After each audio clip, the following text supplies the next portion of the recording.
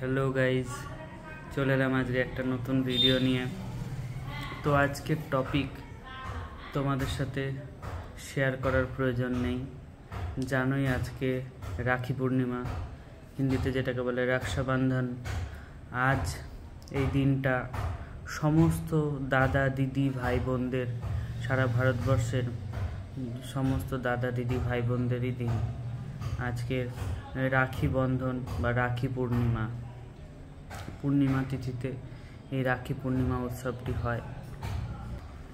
1905 সালের 16ই অক্টোবর এই রাখি বন্ধন চালু করেন আমাদের সবার প্রিয় মানুষ, সবার চেনা মুখ, কবিগুরু রবীন্দ্রনাথ ঠাকুর, যাকে শুধু ভারতবর্ষ নয়, ভারতবর্ষ তথা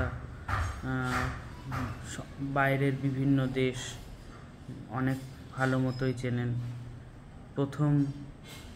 ভারতবর্ষের প্রথম ব্যক্তি যিনি নোবেল প্রাইজ পেয়েছিলেন, সে আমাদের রবীন্দ্রনাথ ঠাকুর। এবং রবীন্দ্রনাথ ঠাকুর তার যে ব্রিটিশদের দেওয়া তাকে যে উপাধি, সেটাও তিনি ত্যাগ করেছিলেন এই ভারতবাসীর জন্য। তখন হিন্দু মুসলিম বিভক্ত করার একটা প্রচেষ্টা চলছিল ব্রিটিশদের মধ্যে।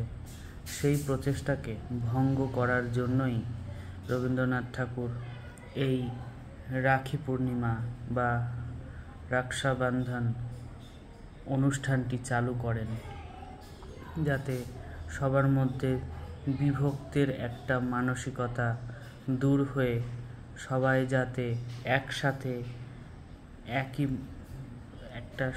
একটা ধাগার মাধ্যমে হিন্দু মুসলিম ভাই ভাইয়ের হাত বন্ধন হয়ে থাকে, সবাই এক জায়গায় একজোট হয়ে থাকে। সেই প্রচেষ্টা করেই রাখি পূর্ণিমা বা রক্ষাবন্ধন চালু করেছিলেন।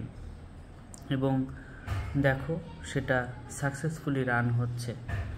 আমাদের দেশে রাখি পূর্ণিমা সরকারি ছুটি দেওয়া হয় এবং দিদিদের কাছে বা দাদাদের কাছে বোনদের, দিদিদের কাছে ভাইদের রাখি পরানো একটা বিশাল গুরুত্বপূর্ণ একটা ব্যাপার হয়ে দাঁড়িয়েছে আমাদের ভারতবর্ষে। আমি থাকি পশ্চিমবঙ্গে।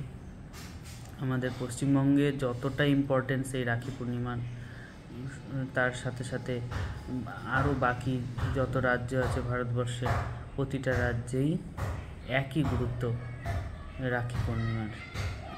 এটা একটা বিশাল অনুষ্ঠান হিসাবে পালন করা হয় এবং আমাদের দিদিদের আমরা যে সম্মান জ্ঞাপন করি বা আমাদের বোনদের যে ভালোবাসা দিই, তাদের মধ্যে আমাদের যে বন্ধন, একটা পবিত্র সুষ্ঠু একটা বন্ধন, সেটার প্রতীক হচ্ছে এই রাখি পূর্ণিমা বা এই রাখি বা একটা ধাগা।